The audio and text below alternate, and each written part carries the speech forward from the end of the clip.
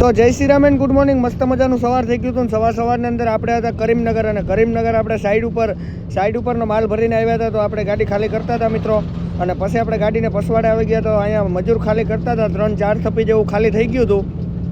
અને પછી તો મિત્રો આપણે અંદર આવી ગયા કે લાદીનો થપ્પો ક્યાં લાગે છે જોવા માટે. તો અહીંયા લાદીના થપ્પા મારતા હતા.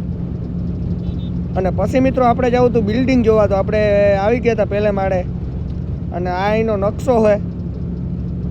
અને પછી મિત્રો આપણે હાવ ટોપ ઉપર જવું હતું, પહેલાં જોઈ લ્યો આથી આપણી ગાડી કેવી લાગે છે.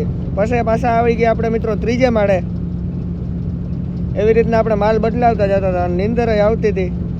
અને મિત્રો બાલ્કની છે, મસ્ત મજાનો ફ્લેટ છે. અને પછી આવી ગયા આપણે હાવ ઉપર, ને અહીંથી કરીમનગરનો વ્યૂ જોવો મિત્રો, ઉડે તો જ આવો. ને પછી પાછા મિત્રો આપણે નીચે જ આવવું હતું. તો પાછા આપણે નીચે આવી ગયા. ના હે 5 માળની બિલ્ડિંગ. ને આ મિત્રો આ ભાઈએ કેવો દિમાગ લગાડ્યો છે કે સીડી ઉપર ચડાવે છે હાકર ઉપર નાખીને.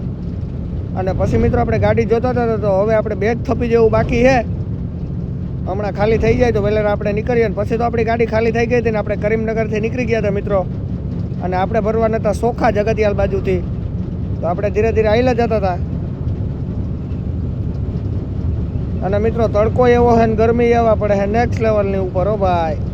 અને પછી મિત્રો આપણે જગતિયાલ બાયપાસમાં હતા, અને જગતિયાલ બાયપાસની તો મજા જ મિત્રો અલગ છે. પછી આપણે પહોંચી ગયા સોખા ભરવાની લોકેશને. અને અહીંયા ગાડી આપણે બારણે રાખીને બધું કામ કરી નાખ્યું હતું, પાટીઓ ખોલી નાખ્યું હતું, કેમ કે ગાડી આજે જ ભરવાની હતી. અને પછી તો આપણી ગાડી લગાડી દીધી હતી ભરવા. અને મિત્રો અહીંયા આપણી ગાડીમાં થપ્પી મારવાનું કામ ચાલુ થઈ ગયું હતું. અને અહીંયા તમે ખાલી સોખાના થપ્પા જોવો મિત્રો, ઉડે તો જ આવો.